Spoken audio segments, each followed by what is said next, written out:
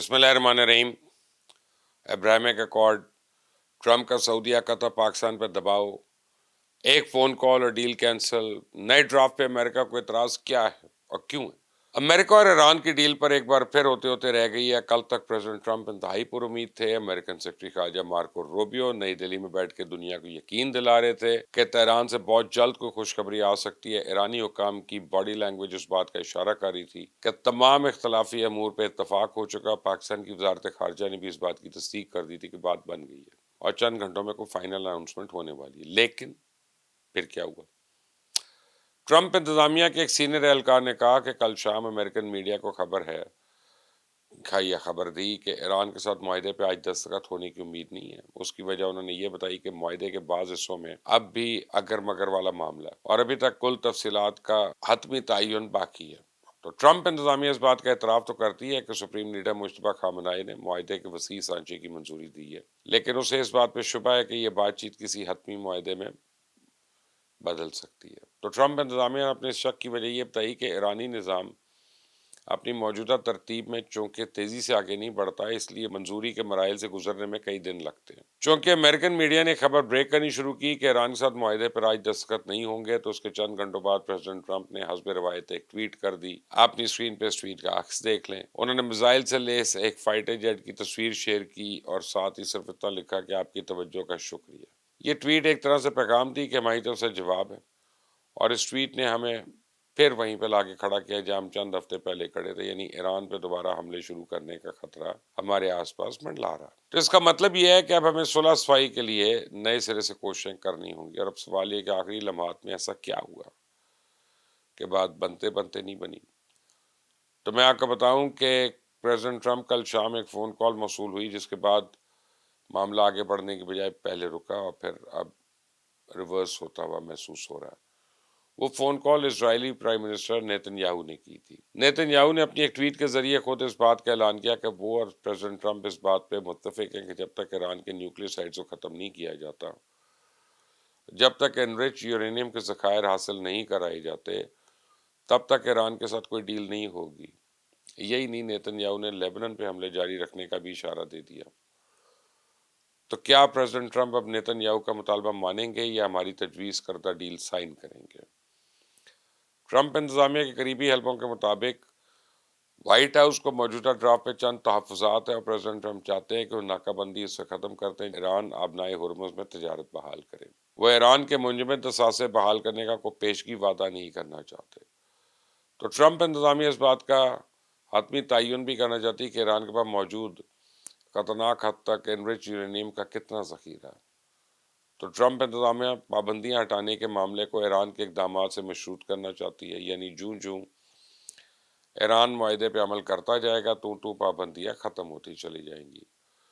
तो president Trump का पांचवा और आखिरी इतराज़ है कि मौजूदा ड्राफ्ट में ईरान ने एक ख़ास मुद्दत तक यूरेनियम की एनरिचमेंट बंद करने की यकीन दहानी तो कराई है, लेकिन प्रेसिडेंट ट्रंप ईरान की तजवीज़ करते इस मुद्दत से मुत्तफिक नहीं है और इसमें इजाफा चाहते हैं। तो ईरानी क़यादत ने आज इस बात का बाकायदा इजहार कर दिया है कि ट्रंप इंतजामिया नए नए मुतालबात पेश करके डील के रास्ते में रोड़े अटका रही है, लेकिन पाकिस्तान की क़यादत को आज भी मुकम्मल यकीन है कि इनकी कोशिशें रायगा नहीं जाएंगी और बहुत जल्द इंशाल्लाह हतमी मुआहदे पे दस्तखत इस्लामाबाद में ही होंगे इंशाल्लाह।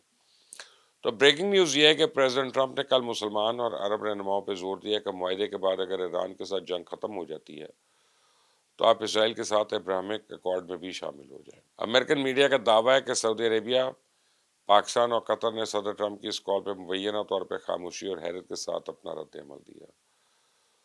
तो सऊदी अरेबिया, पाकिस्तान और कतर की खामोशी और हैरत पर मबनी इस सफारती रद्दमल को अगर मैं सहाफ़ती ज़ुबान में डिकोड करूँ तो इसका मतलब है कि हमने इनकी बात सुन ली है।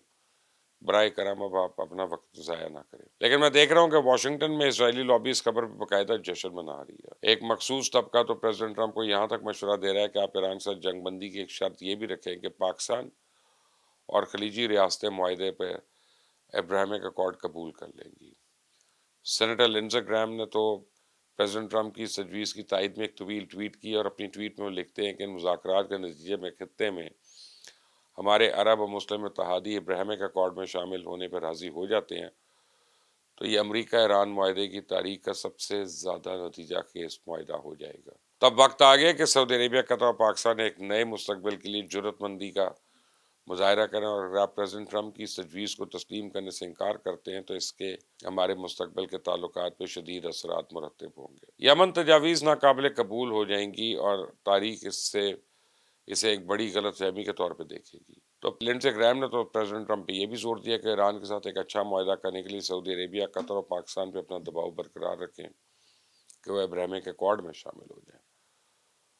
तो लिंडसे ग्रैहाम तो बैनुल अक़वामी मसाइल और तनाज़ात में पाकिस्तान के असूली मौक़िफ़ से बड़ी अच्छी तरह वाकिफ़ है, लेकिन न जाने क्यों इसराइल की दोस्ती में बार बार इनसे कोई ना कोई भूल हो जाती है। शायद इस बात को भूल रहे हैं कि पाकिस्तान ने तो अपने पासपोर्ट पर लिखा हुआ है कि ये इसराइल के सिवा पूरी दुनिया के लिए कारआमद है। तो इसका मतलब ये हुआ कि हम पाकिस्तानी जब बैरून मुल्क जाते हैं तो एयरपोर्ट पर उतरते ही पहला ऐलान ये करते हैं कि इसराइल एक नाजायज़ रियासत है और हम उसके वजूद को तस्लीम नहीं करते।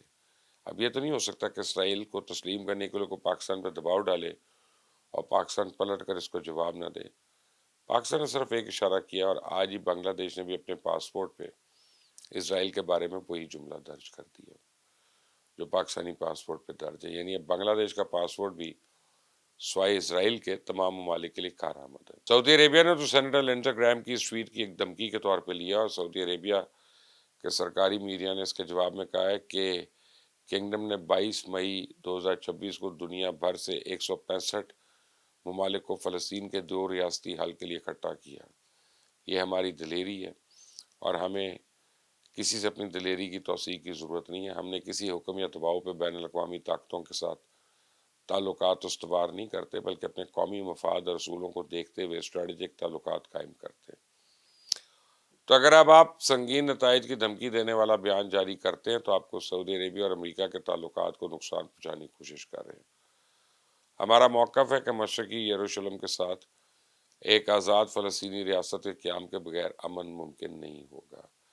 यही वो पोजीशन है जिसका हमने दुनिया के सामने ऐलान किया था। कोई धमकी, कोई लालच, कोई दबाव हमारे इस मौक़िफ़ को बदल नहीं सकता।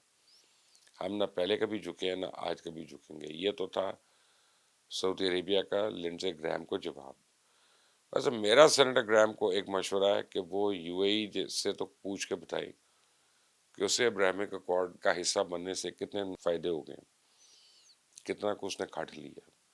फिर उनको पता चल जाएगा अपनी औकात और यूएई की औकात और इसराइल की भी औकात। Until the next time, Allah Hafiz.